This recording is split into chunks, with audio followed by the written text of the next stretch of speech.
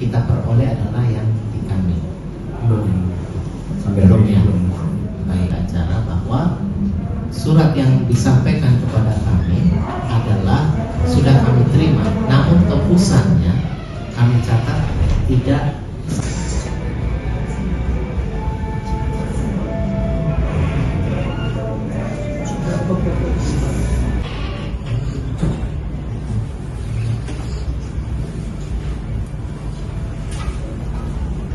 bisa mendapatkan dokumen amikus kurenya itu. Jadi yang kemarin yang saya sampaikan adalah saya mau intinya yang pertama, baik dalil yang disampaikan pemohon, alat bukti maupun kontra bukti yang diajukan oleh termohon, termasuk ahli-ahli yang diajukan termohon, itu kami melihat tidak ada yang sebenarnya membantah dalil-dalil kami dan pembuktian kami.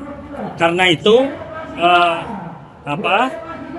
dalil kami dalam permohonan yang meminta penetapan tersangka, kemudian upaya paksa yang sudah dilakukan oleh Kejaksaan Agung, kami minta untuk dinyatakan tidak sah, ya, batal demi hukum ataupun dapat dibatalkan. Ini penting karena kita sudah jelaskan prinsip-prinsip hukum pidananya, ya, termasuk temuan kita tim ada sejumlah pelanggaran, ya, kurang lebih hampir 30 jumlah pelanggaran nih, kalau diakumulasi. Tetapi yang paling esensial adalah justru tim penyidik Kejaksaan Agung, ya, tidak disiplin terhadap perja-perja yang sudah ditetapkan sebagai operasional kerja penyidik. Ini sampai hari ini belum ada saksi ataupun ahli yang membantah keterangan Dr. Jasman Panjaitan, ya, selaku PLT Jamwas yang sangat memahami bagaimana mekanisme dan metode pemeriksaan penyidikan, baik dari penyidikan sampai ekspos. Jadi ini yang kami sudah sampaikan dalam kesimpulan, kejanggalan ini sesungguhnya hampir sama dengan apa yang disampaikan oleh para ahli, bahwa prinsip due process, formal due process itu penting, ya, di samping substantif due processnya. Tapi kita hari ini kan belum bicara substansi due processnya, tapi formal due processnya. Jadi kita berharap, kami sangat menghormati majelis yang begitu profesional, semua dokumen dibuka, ya, termasuk amicus curiae, ya, kami ingin tahu. Maka itu kami berharap sistem peradilan yang berjalan hari ini sesuai dengan KUHP yang baru menjamin transparansi dan independensi. Kami percaya perlindungan hak asasi menjadi garis depan dalam penanganan kasus-kasus semacam ini. Kami berharap majelis hakim dapat mengabulkan permohonan kami, dan itu rasional saja secara hukum. Surat izin pengadilan sudah ada 2 penetapan pengadilan, baik dari Jakarta Selatan maupun dari Cibinong, Pengadilan Negeri Cibinong, dan itu sudah kami serahkan kepada hakim. Nah, yang terkait klaim bahwa penggeledahan itu justru ada di luar wilayah kewenangan dari Polda Metro Jaya, tanggapan dari Polri sendiri seperti apa? Kaitan dengan penggeledahan di luar wilayah kewenangan itu sah-sah saja, karena kita sudah melakukan pemeriksaan terhadap ahli yang kedua dari pihak termohon 1 maupun termohon 2. Ada beberapa hal yang bisa nanti ditanyakan langsung kepada ahli kami terkait dengan apa yang kita upayakan untuk menjawab ataupun membantah dalil-dalil yang disampaikan oleh pihak pemohon. Pada saat pembuktian penyerahan bukti dokumen di pra-peradilan, apakah dari Polri sudah menyertakan juga surat izin penggeledahan dari pengadilan itu, Pak? Sudah. Surat izin pengadilan sudah ada 2 penetapan pengadilan, baik dari Jakarta Selatan maupun dari Cibinong, Pengadilan Negeri Cibinong, dan itu sudah kami serahkan kepada hakim. Nah, yang terkait klaim bahwa penggeledahan itu justru ada di luar wilayah kewenangan dari Polda Metro Jaya, tanggapan dari Polri sendiri seperti apa? Kaitan dengan penggeledahan di luar wilayah kewenangan itu sah-sah saja, karena aset ataupun benda barang yang berhubungan dengan tindak pidana itu ada di luar yurisdiksi kewenangan wilayah. Jadi syaratnya adalah sistem kepolisian kita itu adalah sistem negara kesatuan. Polisi Republik Indonesia itu kewenangannya di seluruh wilayah Indonesia. Pembagian wilayah hukum itu hanya sifatnya pembagian beban tugas. Jadi tidak masalah kalaupun tindakan penyidik misalnya Polda Metro katakanlah di luar wilayah hukumnya, sepanjang ada izin dari ketua pengadilan setempat. Jadi seluruh problem berkenaan dengan kewenangan itu sudah di take over oleh pengadilan negeri dengan memberi persetujuan atau memberi izin. Sehingga tidak ada lagi persoalan ini wilayah hukum Polda Metro atau bukan. Selagi sudah diizinkan oleh ketua pengadilan atau disetujui tindakannya ketua pengadilan, maka tidak ada lagi hal yang bisa dipersoalkan secara pra-peradilan. Karena jelas dalam penjelasan 158, semua tindakan upaya paksa yang diizinkan oleh pengadilan tidak menjadi objek pra-peradilan lagi. Jadi saya kira sekarang tinggal dilihat saja, benarkah telah ada izin dari misalnya pengadilan negeri Cibinong sehubungan dengan penggeledahan sebuah rumah yang ada di wilayah hukumnya. Kalau ada masalah-masalah yang berhubungan dengan administratif terkait dengan kewenangan penyidik Polda Metro misalnya terhadap hal itu tidak lagi relevan dibicarakan karena sudah di take over oleh pengadilan negeri Cibinong dengan pemberian izin tersebut. Tadi saya menjelaskan sebenarnya lebih banyak pada aspek filosofis dari proses pemeriksaan pra-peradilan karena seperti itu yang telah berubah secara signifikan sehubungan dengan berlakunya KUHP yang baru, terutama berkenaan dengan penetapan tersangka. Karena penetapan tersangka berdasarkan KUHP yang baru harus didasarkan pada 2 alat bukti, dan apa yang dimaksud dengan alat bukti itu sudah sangat berkembang, sangat berubah. Dulu cuma 3 alat bukti yang bisa digunakan dalam penyidikan oleh penyidik untuk menetapkan tersangka, sekarang ada 8 tersedia. Dan sistem pembuktian kita juga sudah berubah.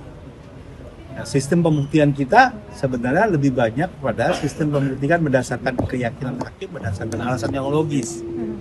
Jadi sebenarnya dalam pengujian pra-peradilan yang dicari oleh hakim apakah penetapan tersangka ini dan tindakan-tindakan lain yang dilakukan atas dasar penegakan hukum ini ada dasar-dasar yang cukup logis untuk dilakukan. Ya, dalam kasus ini sebenarnya yang paling logis untuk dijadikan bahan pertimbangan adalah tentang adanya barang bukti yang luar biasa banyak tentang dugaan tindak pidana pencucian uang dan tindak pidana asalnya, katakanlah begitu. Nah, ini yang seharusnya menjadikan dasar apakah kemudian penyidik secara logis telah melaksanakan tugasnya dengan benar atau tidak menetapkan tersangka dengan barang bukti yang segitu banyak. Nah, jadi tidak hal-hal teknis salah-salah ketik di dalam administrasi penyidikan. Saya kira itu bukan hal yang perlu lagi diperdebatkan terkait dengan pra-peradilan. Kalau salah-salah ketik seperti itu ya tinggal diperbaiki saja secara administratif, selesai. Tidak berpengaruh terhadap keabsahan tindakan penyidik yang sudah dilakukan. Jadi itu secara umum yang saya sampaikan dalam persidangan tadi, bahwa mestinya tidak terjebak pada persoalan-persoalan administratif yang teknis, tapi secara substansial mengenai perkara ini, apakah telah ada alat bukti yang cukup, apakah ada telah dasar yang kuat bagi penyidik untuk menetapkan seseorang sebagai tersangka, dan juga tindakan-tindakan lain seperti penggeledahan, penyitaan, dan seterusnya. Saya kira itu. Penyitaan dan juga kami menunjukkan bukti-bukti dokumen atau surat tadi. Misalnya terkait dengan proses penggeledahan. Tadi kami sudah tunjukkan surat perintah penggeledahan yang menjadi dasar penerbitan izin Ketua Pengadilan Cibinong adalah surat perintah penggeledahan untuk wilayah Polda Metro Jaya. Jadi tadi jelas sekali ya, surat perintah penggeledahan yang dijadikan dasar untuk permintaan izin ke PN Cibinong adalah wilayahnya Polda Metro Jaya. Tetapi penggeledahannya dilakukan di luar wilayah Polda Metro Jaya. Satu surat yang lainnya justru tidak digunakan dalam permohonan atau sebagai dasar dari izin ketua pengadilan tersebut. Termohon agar semakin terang apa yang kita uji ini, dan saya pikir tadi dialog dalam proses persidangan sangat sehat ya. pertanyaan dari pemohon, dari kami ataupun dari termohon Polri ataupun dari Kejaksaan, itu dialognya sangat sehat untuk pembangunan konsep hukum ke depan yang jauh lebih baik. Tidak sekedar hanya soal perkara ini saja. Nah, kami ingin menyampaikan ada beberapa hal, poin-poin utama tadi yang sudah terelaborasi di ruang persidangan. Jadi ada beberapa isu utama. Yang pertama, ahli tadi menyampaikan bahwa perbuatan-perbuatan, tindakan-tindakan atau penerbitan dokumen-dokumen, surat-surat atau produk-produk dari aparatur penegak hukum, dalam hal ini Polri dan Kejaksaan, itu juga termasuk produk administrasi negara yang wajib tunduk pada prinsip-prinsip hukum administrasi negara dan azas umum pemerintahan yang baik. Nah, jadi standing posisinya di sini, sehingga seluruh perbuatan tersebut, seluruh dokumen dan surat yang diterbitkan itu tidak boleh melanggar prinsip azas umum pemerintahan yang baik. Contohnya adalah prinsip kepastian hukum, semua orang sama di mata hukum, dan juga prinsip kecermatan. Ada banyak prinsip lain, tapi itu adalah 3 prinsip yang dielaborasi tadi dalam proses persidangan. Dan itu sangat jelas ya. Nah, kemudian di tataran implementasi, kami menunjukkan bukti-bukti dokumen atau surat tadi. Misalnya terkait dengan proses penggeledahan. Tadi kami sudah tunjukkan surat perintah penggeledahan yang menjadi dasar penerbitan izin Ketua Pengadilan Cibinong adalah surat perintah penggeledahan untuk wilayah Polda Metro Jaya. Jadi tadi jelas sekali ya, surat perintah penggeledahan yang dijadikan dasar untuk permintaan izin ke PN Cibinong adalah wilayahnya Polda Metro Jaya. Tetapi penggeledahannya dilakukan di luar wilayah Polda Metro Jaya. Satu surat yang lainnya justru tidak digunakan dalam permohonan atau sebagai dasar dari izin ketua pengadilan tersebut. Karena itulah penggeledahan di lokasi rumah Sentul yang jadi permohonan kami ini, kami pandang itu tidak dilakukan berdasarkan izin pengadilan yang sah. Sehingga tadi ahli juga menjelaskan kalau itu dilakukan di luar kewenangannya, maka seharusnya surat tersebut menjadi tidak sah. Kemudian kami tanya lebih jauh, kalau salah satu surat atau produk itu tidak sah, apakah konsekuensi lanjutannya menjadi tidak sah? Ahli menegaskan dalam prinsip hukum administrasi negara, kalau satu surat perintah, apakah itu surat perintah penyidikan, surat perintah penggeledahan, itu dinyatakan tidak sah, maka seluruh tindakan dan akibat lainnya setelah surat itu menjadi tidak sah. Inilah poin utama dari permohonan kami. Ketika kami mendalilkan surat perintah penggeledahan yang kemudian berujung pada izin penggeledahan itu tidak sah, sehingga penggeledahannya tidak sah, maka efek lanjutannya penyitaan dan hasil-hasil penyitaannya menjadi tidak sah. Itu argumentasi yang kami sampaikan di permohonan dan tadi kami buktikan, dan itu sudah ditegaskan oleh ahli. Isu yang kedua soal penyitaan, tadi kami juga menunjukkan nomor surat perintah penyitaannya ternyata lebih dahulu atau lebih awal dibanding surat perintah penyidikan. Jadi nomor surat perintah penyitaannya 2931, nomor surat perintah penyidikannya 2932. Padahal menurut KUHAP kan seharusnya penyidikan dulu, baru kemudian penyitaan atau tindakan-tindakan yang lain. Nah, tadi ahli menjelaskan itu bisa melanggar prinsip kecermatan. Ada satu prinsip dalam azas umum pemerintahan yang baik yang kalau dilanggar, maka produknya atau suratnya menjadi tidak sah. Nah, itu tadi disebutkan ya. Jadi ada isu soal penggeledahan, ada isu soal penyitaan. kami juga menanyakan tadi pada ahli terkait dengan prinsip kecermatan ini terkait dengan kejaksaan ya. Bagaimana, apakah surat yang diterbitkan itu sah kalau yang menandatangani tidak berwenang?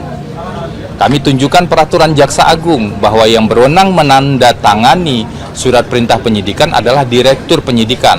Tetapi di Kejaksaan Agung yang tanda tangan bukan Direktur Penyidikan. Ahli jelas mengatakan peraturan Jaksa Agung itu wajib dipatuhi, bahkan oleh Jaksa Agung sendiri, apalagi oleh jajaran di bawahnya. Sehingga surat perintah penyidikan yang ditandatangani oleh pihak yang tidak berwenang tentu saja menjadi tidak sah. Selain itu, masih di Kejaksaan Agung kami juga bertanya, bagaimana kalau ada surat perintah penyidikan, bagian menimbangnya kasus A, tapi bagian perintahnya kasus B, maka itu juga melanggar prinsip kecermatan, melanggar prinsip azas umum pemerintahan yang baik.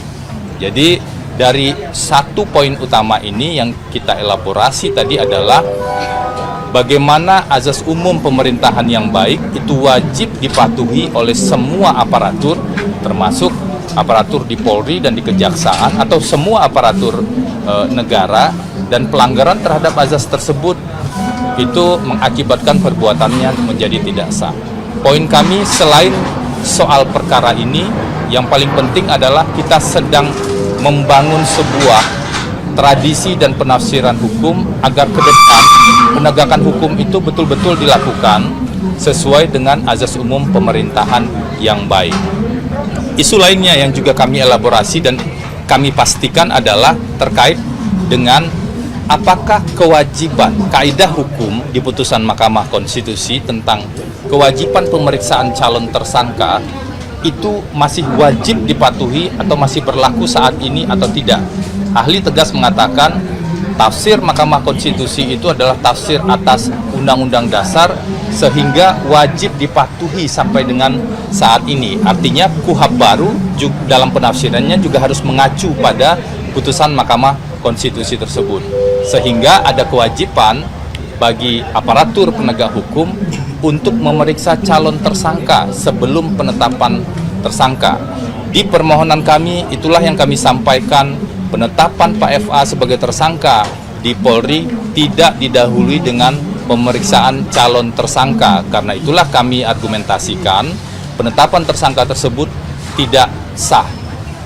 Ada satu prinsip yang paling utama yang bukan hanya untuk perkara ini saja tapi harapannya jadi perbaikan di hukum acara ke depan adalah pergeseran penghormatan terhadap hak asasi manusia di KUHP baru. KUHP lama kita tahun 81, KUHP baru kita tahun 2025 dan berlaku 2026, ada sikap politik pemerintah pembentuk undang-undang untuk lebih menghormati hak asasi manusia, sehingga seharusnya KUHP baru ditafsirkan lebih dalam konsep penerapan hak asasi manusia tersebut. Misalnya soal presumption of innocence dan tentang larangan yang ditegaskan di KUHP baru, larangan penyidikan dengan praduga bersalah. Kalau penyidikan dilakukan, penetapan tersangka dilakukan tanpa pemeriksaan calon tersangka, menurut kami itu melanggar KUHP karena melanggar prinsip larangan praduga bersalah. Itu yang bisa disampaikan terkait dengan persidangan tadi.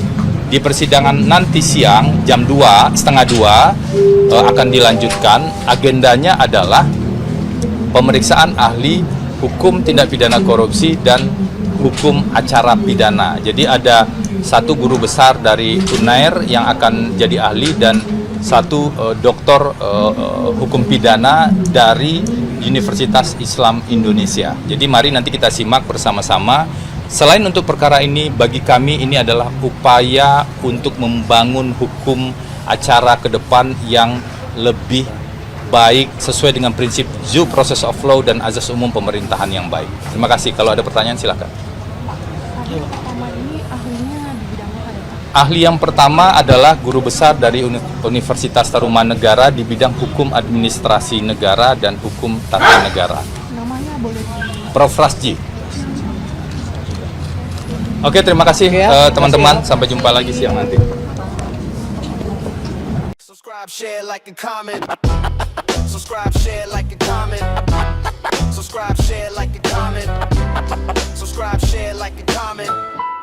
Subscribe, share, like a comment.